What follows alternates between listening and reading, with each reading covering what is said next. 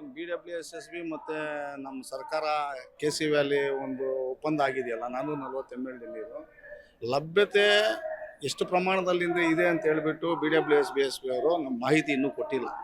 440 MLD ಒಂದು ನಮಗೆ ಇನ್ನು ಆಂತರಿಕ ಏನು ಮಾಹಿತಿ ಅಂದರೆ ಒಳ್ಳೆ ಕಂಪನಿಗಳಿಗೆ ನೀರು ಸರಬರಾಜು ಮಾಡ್ತಾ ಇದೆ BWSSB.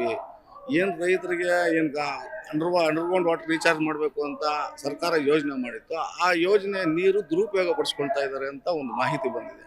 ಆ ಮಾಹಿತಿಯಿಂದಲೇ ನಮ್ಮ ರಮೇಶ್ ಕುಮಾರ್ ಸಾಹೇಬರು ನಮ್ಮ ನೀರು ನಮ್ಮ ಹಕ್ಕು ಅಂತಕ್ಕಂಥ ಒಂದು ಹೋರಾಟ ಮಾಡಿ ರೈತರು ನಮ್ಮ ನೀರು ಏನಾಗಿದೆ ಸರ್ಕಾರ ಮತ್ತು KC ಇದ್ರ ಮಧ್ಯೆ ಒಪ್ಪಂದ ಏನಾಗಿದೆ 440 MLD ನೀರು ಬಿಡಬೇಕು, ಬರ್ತಾ ಇರೋದು 190 130 MLD ನೀರು.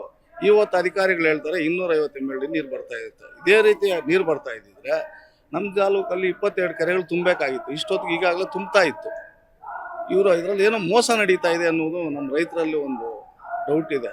ಈಗ ನಿಮ್ಗೆಲ್ಲರೂ ಸಿಗಾಕೊಂಡಿದ್ದಾರೆ, ಎಲ್ಲಾದ್ರೂ ನೀರು ತಗೊಂಡು ಅಂದ್ರೆ ಮಾಹಿತಿ ಎಷ್ಟೇ ಇದು, ಯಾರು ಹೋಗಿ ಅಲ್ಲ ಇಲ್ಲಿ ನೀರು ಏನು ಮೋಸ ಆಗ್ತಾ ಇದೆ. 440 MLD ನೀರು ಸರ್, ಕೋಲಾರ ಜನತೆಗೆ ಒಂದು ಒಳ್ಳೆ ಆಫರ್ ತಂದಿದ್ವಿ ಸರ್. ಕೇವಲ 599 ರೂಪಾಯಿಗೆ ಒಂದು ಥಿಯೇಟ್ರು, ಒಂದು ಡೆಕೋರೇಷನ್, ಒಂದು ಟೆಡಿ, ಒಂದು ಫ್ಲವರ್ ಬೊಕ್ಕೆ ಇಷ್ಟು ಕೊಡ್ತೀವಿ ಸರ್. ನಮ್ಮಲ್ಲಿ bright to be, mom to be, wedding anniversary, birthday ಎಲ್ಲಾ ತರ ಹ್ಯಾಪಿ ಮೂಮೆಂಟ್ಸ್ ಸೆಲೆಬ್ರೇಟ್ ಮಾಡ್ಕೋಬಹುದು.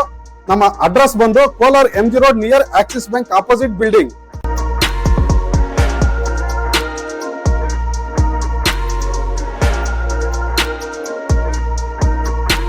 250 MLD ನೀರು ಬಿಡ್ತಾ ಇದ್ದಾರೆ ಅನ್ನೋದಕ್ಕೆ ಒಳ್ಳೆ ಕಂಪನಿಗಳಿಗೆ ಮತ್ತು ಮಲ್ಟಿನ್ಯಾಷನಲ್ ಕಂಪ್ನೀಸ್ಗೆ ಒಳ್ಳೆ ಅಪಾರ್ಟ್ಮೆಂಟ್ಸ್ ಅವ್ರಿಗೆ BWSSB ಅವರು ಸರಬರಾಜು ಮಾಡ್ತಾ ಇದ್ದಾರೆ.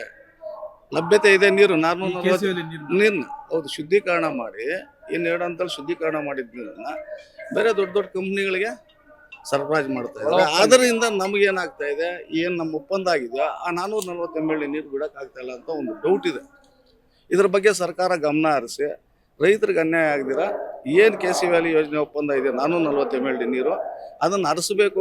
ಅವಳಿ ಜಿಲ್ಲೆಗಳು 2 ಜಿಲ್ಲೆಗೆ ಹರಿಸಿ ರೈತರ ಅಂತರ್ಜಲ ಮಟ್ಟವನ್ನು ವೃದ್ಧಿ ಮಾಡಿ ಕೊಳವೆ ಬಾವಿಗಳಲ್ಲಿ ನೀರು ಬರೋದು ಮಾಡಿದರೆ ರೈತರು ಕೃಷಿ ಮಾಡಿಕೊಂಡು ಆರ್ಥಿಕವಾಗಿ ಸಮೃದ್ಧರಾಗಲು ಅನುಕೂಲ ಆಗುತ್ತೆ ಅನ್ನೋದೇ ನಮ್ಮ ನೀರು ನಮ್ಮ ಹಕ್ಕಿನ ಹೋರಾಟದ ಉದ್ದೇಶ.